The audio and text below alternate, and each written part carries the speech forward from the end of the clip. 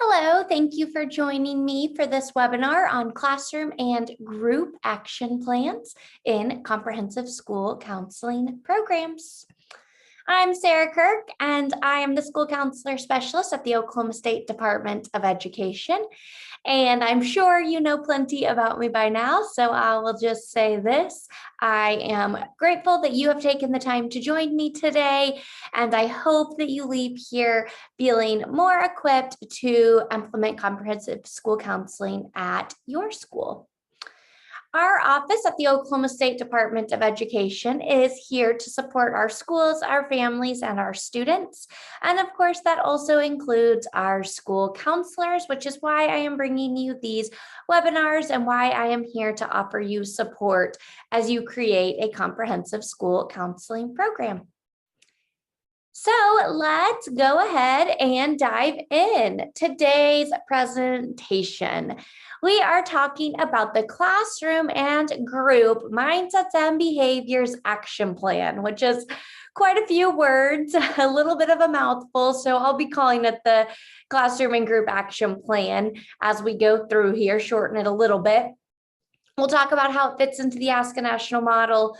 We'll talk about action plans in general, because there is another type we'll talk about these classroom and group action plans, the template, implementation steps. We will look at an example, and then we will summarize. As always, I hope that you have this memorized by now, but we want perfect to not be the enemy of good, or we want to be aware that perfect can be the enemy of good. So be careful as we talk about what these action plans look like in our comprehensive school counseling programs, to not say, oh gosh, I can't do that all right now, and just think the best thing is to do none of it. Because as we always say, each step towards comprehensive school counseling is better serving our students. So we will take it each baby step at a time, and eventually we will feel confident and ready to go. All right, so let's dive in where these classroom and group action plans fit in the ASCA National Model.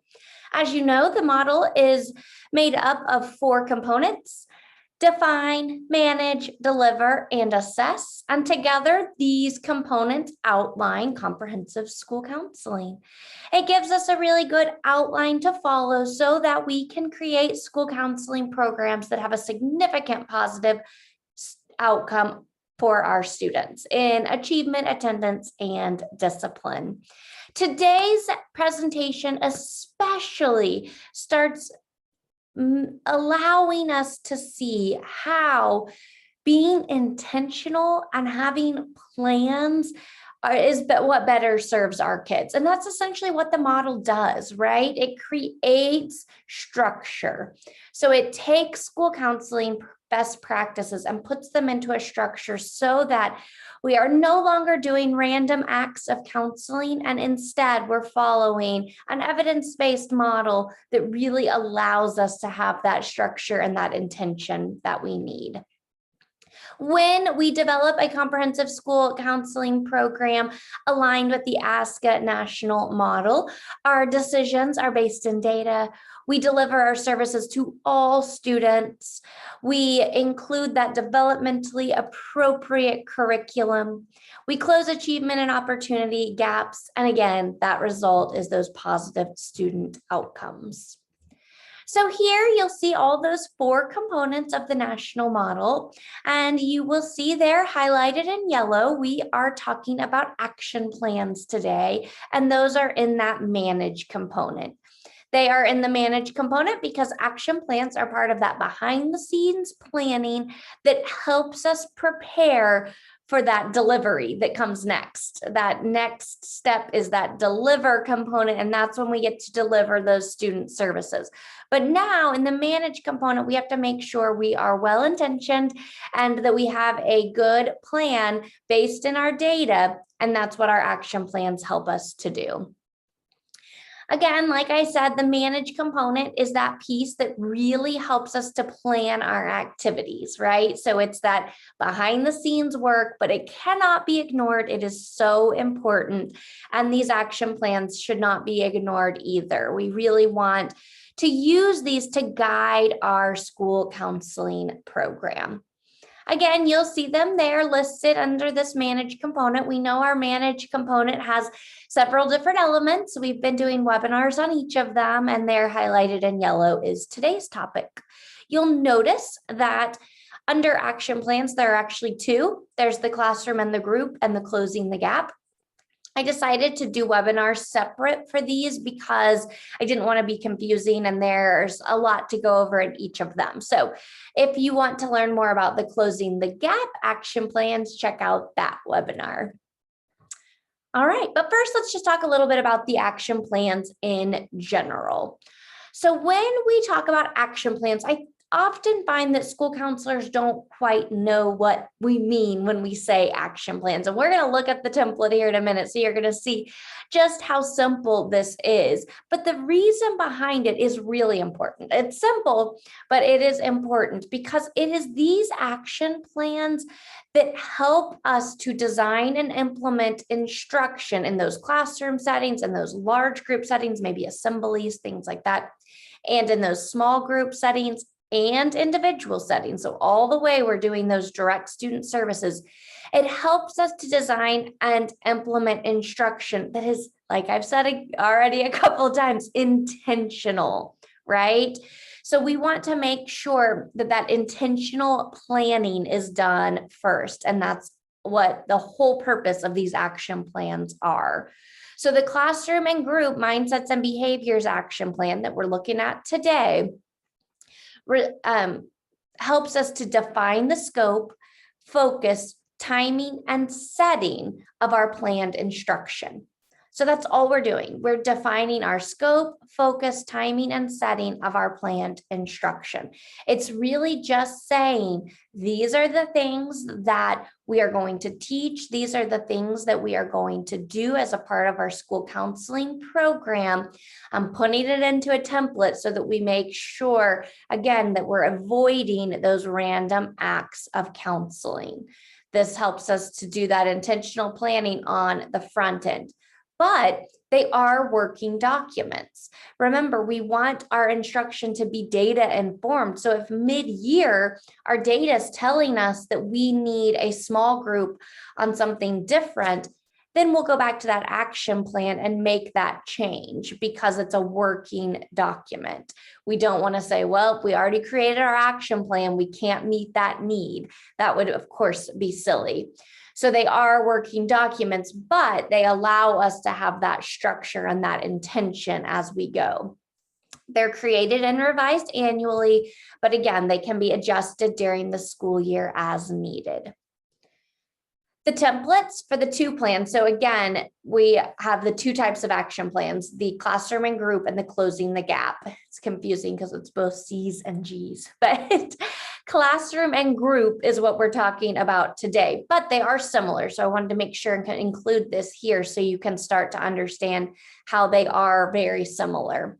The templates are very similar. They contain a lot of the same information, like the things listed here. We're going to talk about our participants for our activity. We're going to describe the school counseling activity that we are going to deliver. We're going to describe the setting for each activity. So that's just that classroom setting, large group setting, small group setting, or individually.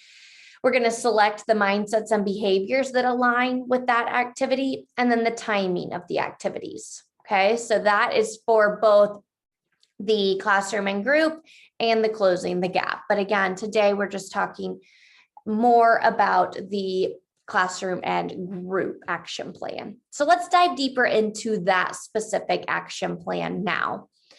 So our classroom and group action plans, again, are just that template to help us create an effective plan to teach students the knowledge, attitudes, and skills that our school counseling program is there to teach, right? So it's informed by those specific mindsets and behaviors. If you're hearing me say that word mindsets and behaviors and you don't have a good grasp on what those are, go back and check out that webinar or dive deeper into the ASCA National Model 4th edition book, and that will help you know what I mean when I say that. But essentially, those are just our student standards, what we want our students to learn as a result of our school counseling program. So we know that school counselors deliver those direct student services in 4 settings. We already talked about that. If you have questions about those direct student services, check out that webinar too. But we have those different settings, but this again is just allowing us to say what's going to be taught in a large group setting, what's going to be taught in a classroom setting, what's going to be covered in a small group or individually. We're just planning our action, right? Our action plans are just that. That's all they are. So when we complete the plan, again, we're ensuring that systemic approach so that we're providing all students access to our school counseling program. I'm going to pause there and tell you a little story. I was not using the classroom and group action plan. It was actually called something different in the 3rd edition, but I wasn't using the action plan until I started thinking about the ramp process and started thinking about applying for a ramp. So of course, I wanted to start getting each of these components in place. And so the action plans was one I hadn't really dived into a whole lot.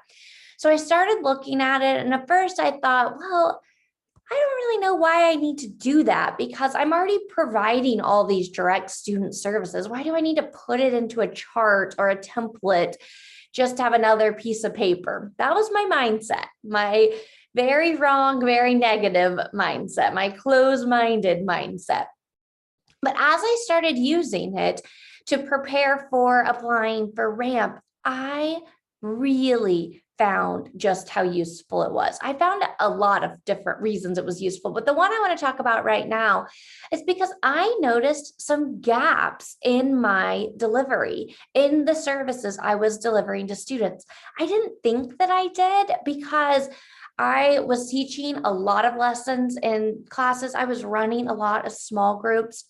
But what I found was that my younger grades, like I was at the elementary level, so like pre-K and K and 1, they wanted a lot of classroom instruction. So they reached out to me. They asked for help on specific topics. They invited me to co-teach with them on certain units, things like that. So when I put all of my counseling program activities into the action plan, it was very clear that I was providing many, many, many more hours of support to those lower grades than those upper grades.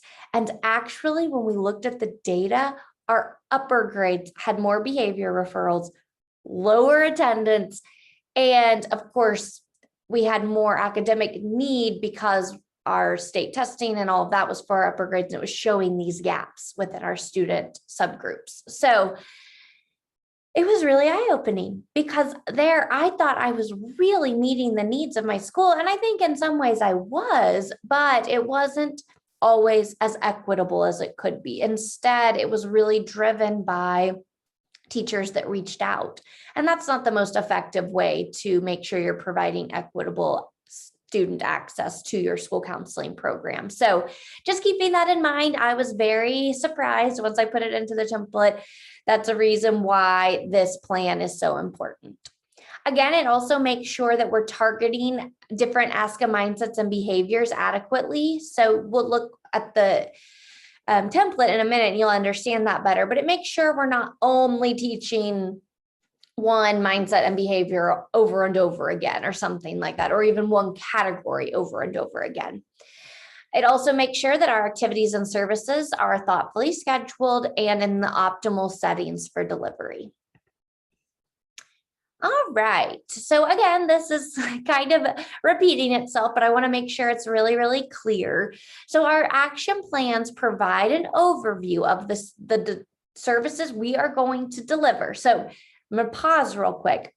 Remember, we're in the manage component right now, right? So we've already defined our school counseling program. Now we're managing it. We're doing that behind the scenes planning to get ready for the delivery component. Okay, so we're going to get ready to deliver. But right now, we've got to fill out this action plan as an overview of what we're going to deliver.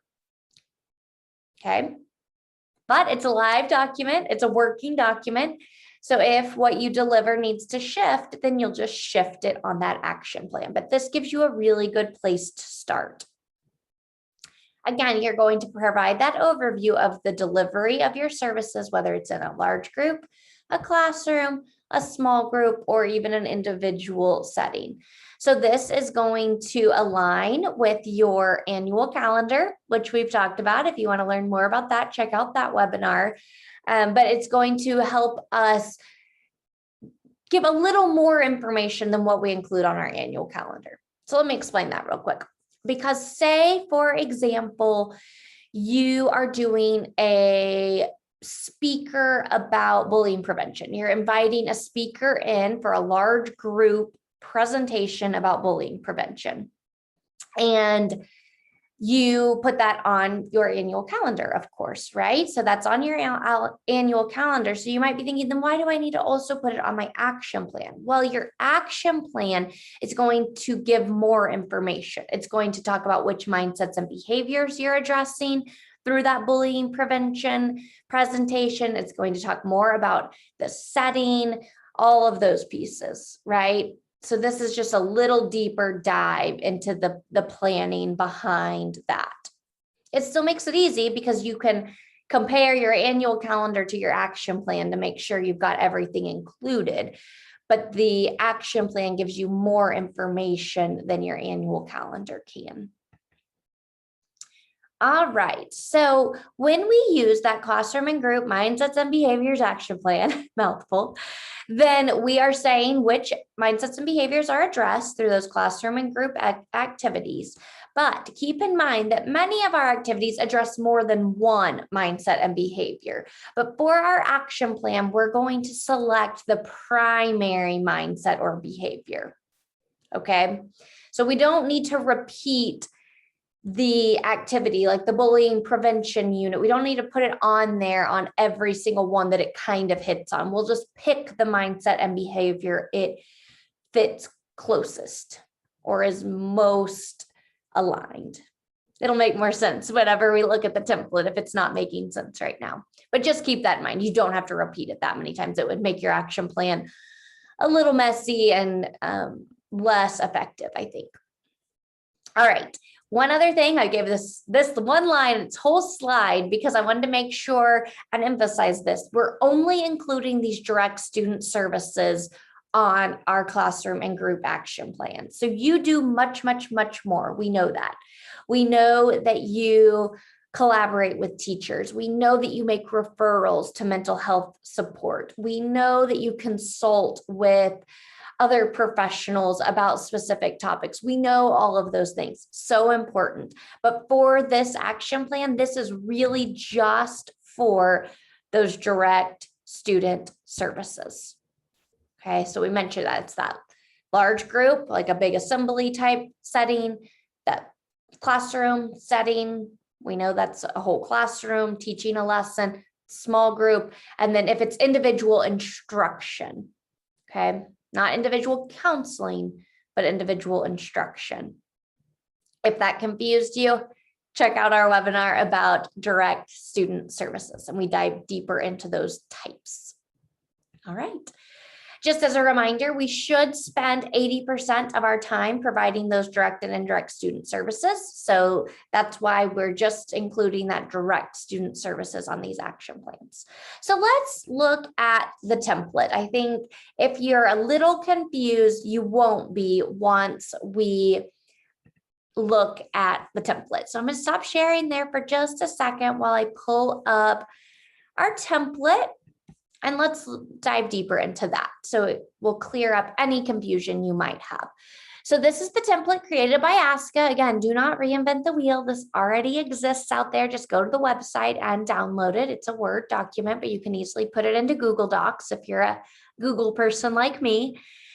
So these are just a couple of paragraphs just summarizing what we've already gone over, reminding you that you want to do this for those direct student services only and those services you provide in large group, classroom, small group settings. For this, I think they recommend we don't include what we do for individual because, well, quite honestly, again, it would get a little messy. Like if you provided a lesson, an instruction lesson on it for one individual student on mindset 1, and you included that in here, you could see how it could kind of get busy. But if you wanted to, you could just make another column here. So what I would do is insert column to the right, and I would just do that for the individual if you want to. But we can also just keep it how ASCA has it because they know best. All right, so here down the side, you'll see the mindsets and behaviors. Okay, so we have those 6 mindsets first. Then we have our behavior learning strategies. So that's those BLSs. Then we have the behavior self-management skills, those BSMSs, and then the behavior social skills, the BSS. Okay, so you have all of those. They align perfectly with our mindsets and behaviors. And that then you have that next column says activity. So in that column, you would write what the activity is. So just a really brief summary. So if you did, again, let's say that bullying prevention unit, or I'm sorry, not unit, bullying prevention speaker, then I would just do a quick little 1-line summary of who the speaker was, what their evidence base was, if there is any, just a little blurb about the activity. Okay. So for example, in my town, we have Kids on the Block. They are a bullying prevention puppets that come around to schools. And so I would just write as the activity, Kids on the Block, bullying prevention presentation. Something as simple as that. But you're going to put it in the column that aligns with the mindset or the behavior that it meets. And remember, we're just going to pick one, the primary. It will probably meet more than one, but we're going to do one. Okay, so we would write that in, then we would give a little description of the participants. So let me find here which one I would do if I was doing that bullying prevention. Okay. I would probably do BSS2 because the bullying prevention really targeted not only bullying prevention skills, but also how to form positive relationships. Okay, so here at BSS2, I would say Kids on the Block, bullying prevention and positive relationship building skills presentation. Or actually, it's really more of an assembly. So I would say that. Okay, so then I'd say participants. So for example, this group came and did this assembly for our 3rd grade, 4th grade, and 5th grade. So I would write that. And if I was doing this, I would also write the number of those. So I'd say 3rd grade has 78 students, so on and so forth. Okay. And then I would say this was a large group because all of 3rd grade was together, then all of 4th grade was together, and I would put how many people were together. Okay. And that's it. All right. So I documented that assembly and what mindset and behavior it fit and what students participated and what type of setting it was in. Easy as that. Okay. So let's look at one more quick little example. Let's say I did a small group on self-esteem. I love my self-esteem small group. So I am going to do that. And this self-esteem group really hits on self-confidence and helping students feel like they have the ability to succeed, because of course they all do. So I'm going to put it in here. So it's a small, I'm going to say evidence-based small group on self-esteem or something like that. Participants, I had 6 2nd graders. I would put an X here or write small group, whatever you want to do, but to show that it was a small group. Okay, so you would go on and on filling this out like this. Now, again, remember I told you the story of when I first started using this and I realized there were gaps. And how you'll realize there are gaps is once you've filled in all of the things you plan to do, you'll notice where gaps are, right? Like you might notice you don't do anything that covers BLS, that entire section, okay? So there's 10 behavior learning strategies. And if you don't do anything in a large group, a class, or a small group to meet that, then that shows you room to grow and to improve, okay? Or if you're me and you notice that you really do a great job on the behavior social skills, then you'll know that's not an area you need to continue to grow. You need to fill in some of the other gaps, okay? So there's probably ones that you're really good at covering and just naturally really focus on, and some that get a little bit ignored. So we want to make sure and address that. So again, you don't have to include this. I'm going to delete it so that I don't confuse anybody. Delete entire column. Okay, so this is what it looks like. That's just if you wanted to, but the other thing you could do, I've seen people do, if you want, again, don't have to, but if you'd rather split this up and do classroom separate than large group. That way you can see like what is an assembly. So then I would move down here. This went over here now, and I just put an X or say large group, okay? Either way, you can do it. You can keep it exactly how it was if you want. That's great too. Let's go back to how it was because, again, ASCA knows best, but I want to give you room to make it fit what you think you need as well. All right. I hope that makes sense. I'm going to pause just for a second, scroll through here one more time so you can kind of think about it. Again, it's a working document. So you can put things in that you have planned at the beginning of the year. This is a great August, September activity. And then just make sure about once a month, maybe the last day of every month, you review this and make sure that nothing changed and just keep it updated. Again, addressing any gaps that you see, addressing any inequities that you might see, making sure you have a good mixture of large group and small group, making sure your participants encompass all of your students, and making sure you have a good diversity of those mindsets and behaviors. Oh, I'm glad I gave you all a second because it also gave me a second to remember what I was forgetting to say. You do not have to do something for every mindset and behavior every year. That would be crazy. Okay, there are 6 mindsets and I think 29. Oh yeah, 35 total. That's what I was thinking. It's like, where did I come up with 35? So there are 35 total mindsets and behaviors. So you do not have to cover all 35 every year. That would not be in your school's best interest because again, you want your decisions to be based in data.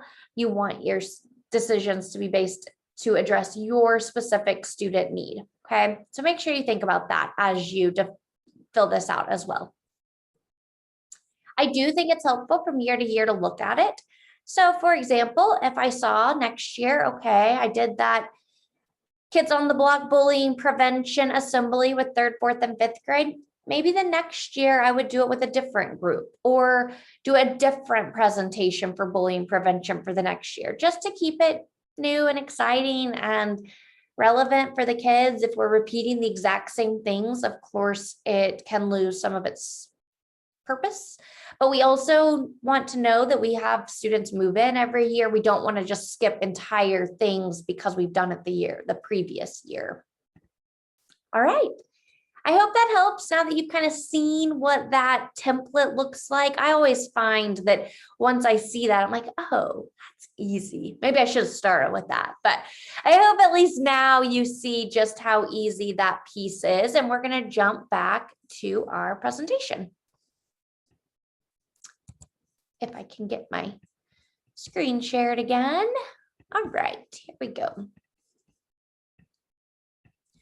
Like I said, those templates can all be found on ASCA's website. So let's talk about implementation steps. This looks like a lot of words, but it's not, I promise. We've talked about all of this, but we want to design and implement those action plans that are aligned with our goals and our data. Again, if you need to learn more or want to learn more about goals or data, check out those webinars. We'll determine the appropriate students for the action plans based on student, school, and district data. Again, data informed. Identify which mindsets and behaviors address each of those identified needs. Select that evidence-based curricula that is, or activities that align with those mindsets and behaviors. Okay, so we're looking at the data. We're seeing what we need to do based on that data. We're looking at, okay, our data says this, what mindsets and behaviors do we need to teach because of that? Then we can find that curricula that matches that. Then any other resources we need, like that community resource I was talking about that comes and teaches the bullying prevention assembly or something like that, other resources, other books, other curriculums, other presentations, things like that, help identify those. Explain our action plans, anticipated intended impact. So this is where we want to make sure that we are saying, okay, here's our action plan. Here are the activities we are going to do and the mindsets and behaviors they're aligned with. And here's why. We are hoping that because of these different activities, we have a positive impact on student academics, attendance, and discipline. Okay. And that's kind of getting into those goals, but you're seeing now, again, you keep hearing me say it, but these are all aligned, right? Our goals really help us to create our action plan because we are aligning our goals with our data.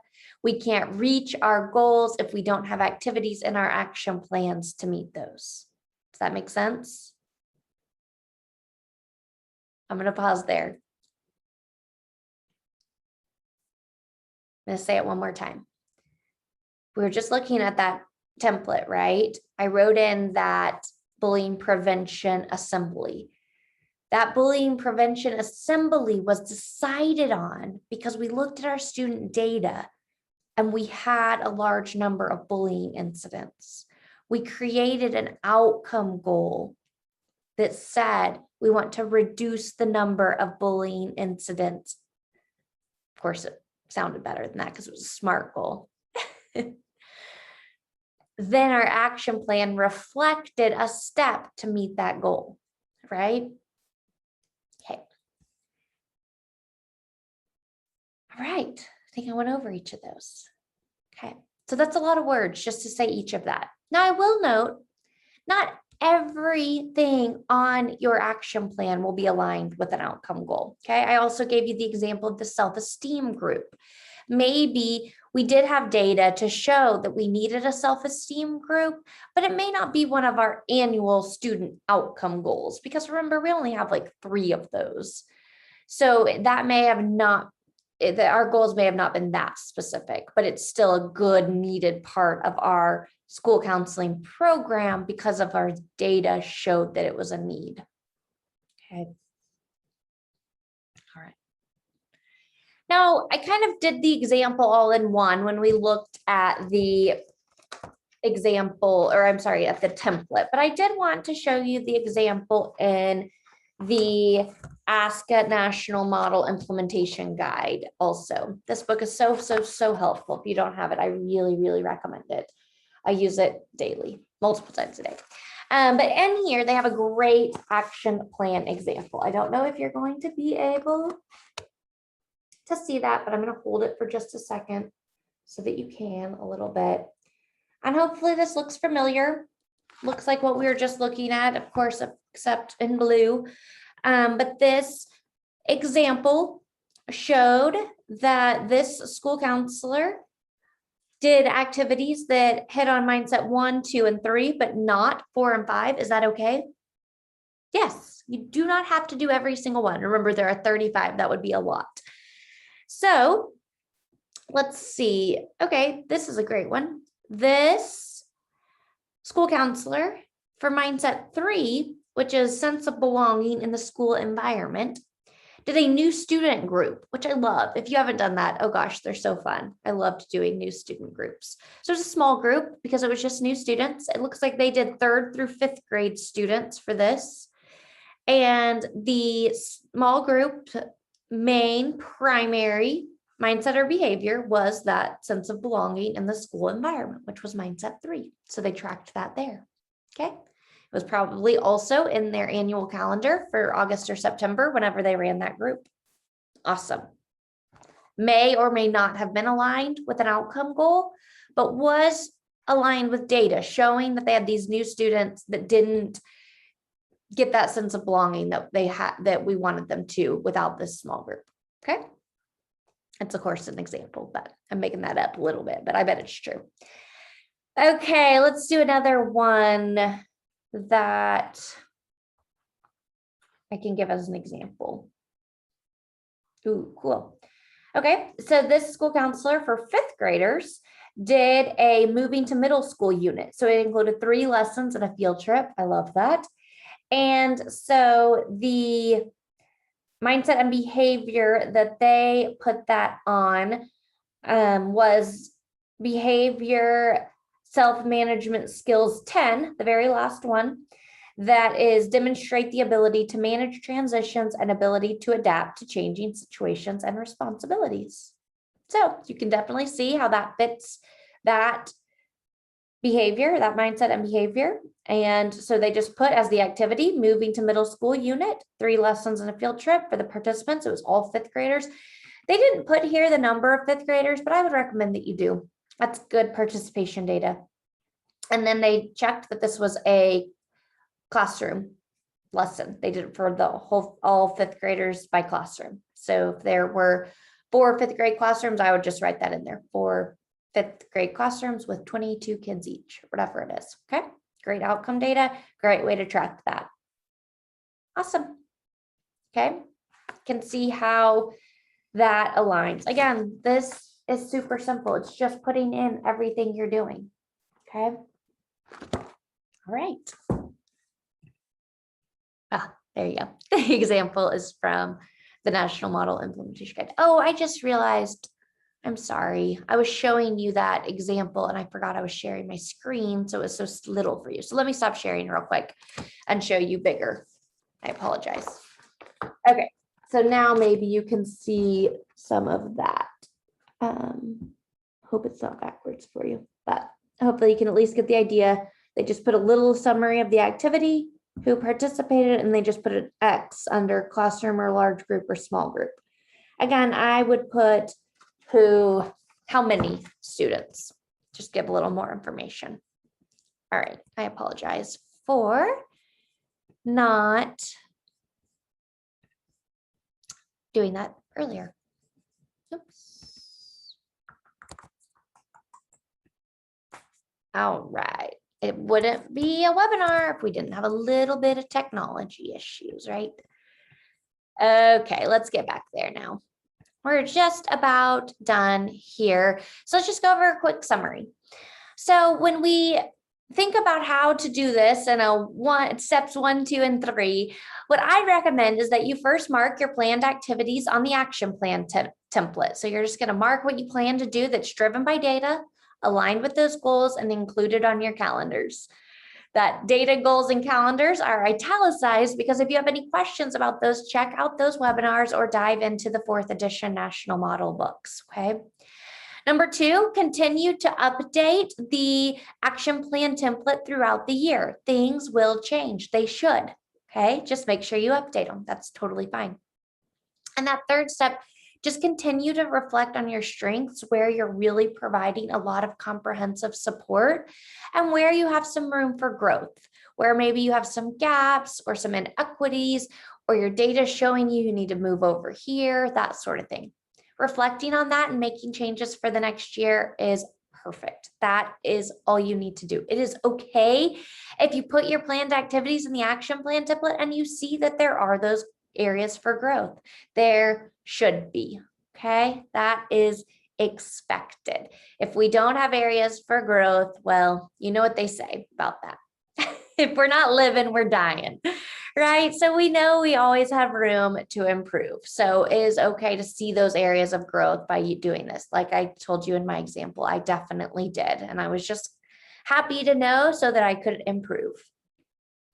Just as a note, you do not have to fulfill every mindset and behavior every year. However, you should continuously monitor your data to ensure that the activities that you marked on your action plan are driven by data and aligned with goals. Okay.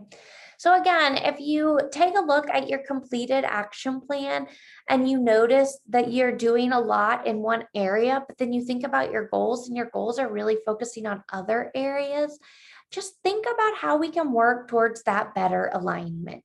That's why all these elements of the national model are so connected, so that we can continue to dive deeper and really connect our program, make it more intentional, make it more purposeful, make it more for students, and that results in positive student outcomes. Okay.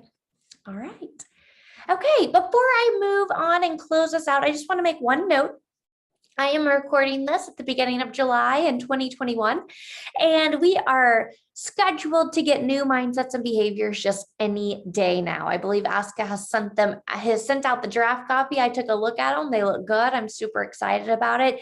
They have not made a ton of big changes, but based on the draft, there is some language changes. So how each of the mindsets and behaviors are written have changed just a little bit. And so if when those new ones come out, you're listening to this and they look different than the template I showed you or the example I showed you in this book, that is expected because they have changed and they're updated. And that's what we're so grateful for ASCA and their work to continue to keep us updated and to continue to grow and change and improve. And we're really grateful for that. And so I wanted to make that note that as of today, I'm not showing you anything outdated, but of course it will be at some point. So please use those new mindsets and behaviors. If this is the first time you're hearing about the new mindsets and behaviors, check them out. I believe that they should be released in, truly just any day now. And again, it's July 2021 right now. So probably by August, I would guess, we'll have those brand new mindsets and behaviors. So be sure and check them out. Print out the new copies, replace all your old templates. All right. And as always, thank you for what you do for our students. I always say to remember to remind yourself to ask, is it what is best for our students? Anytime we're contemplating a decision, that is how I know I will be led to the right decision. So I really hope you can see how action plans are what's best for students, how following this outline of comprehensive school counseling strengthens the supports that we provide. It just makes us more intentional and better able to serve all students, which is why we're here and which is why I'm so grateful for you. So thank you for all you do to serve all of our students. Thank you for continuing to be better and do better. And as always, please reach out if I can help in any way. I'm Sarah Kirk. There's my email and phone number, and I'm happy to help if I could help you with your action plans or anything else. I hope you have a wonderful day, and I will see you again soon. Bye-bye.